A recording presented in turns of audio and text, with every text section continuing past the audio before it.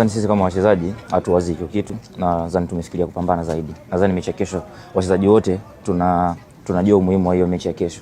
So energy tuliyotumia kwenye mechi ya kwanza na pili inabidi tuiongeze mara 2 ama mara 3 zaidi kupata matokeo kwenye mchezo wa kesho. Kwa hiyo si wachezaji wote tuko positive, benchi la ufundi liko positive na tuko tayari kujiandaa kwa ajili ya mechi ya Tunisia. Nadhani tayari morale tuko nayo. Benchi la ufundi wanajua kiasi gani kitu gani ambacho tunatakiwa kufanya kwa mechi ya kesho, na sisi kama wachezaji tunajua ni kitu gani ambacho tunatakiwa kufanya kwa mechi ya kesho.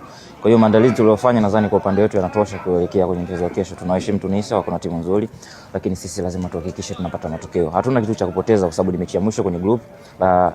Dhamira yetu ni kufuzu kwenye hatua inayofuata. Kwa hiyo hatuwezi kufuzu pasipo kushinda mechi ya kesho. Nadhani wako na imani sana na sisi, wanaendelea kutusupport. Kikubwa zaidi waendelee kutusupport, na kesho, mechi ya kesho, lazima tufanye kitu kikubwa zaidi ambacho wao wamekuwa na matarajio makubwa na sisi. Kwa lazima tupate ushindi kwenye mechi ya kesho, na tutahakikisha tunapambana ili tuwape furaha zaidi kwao.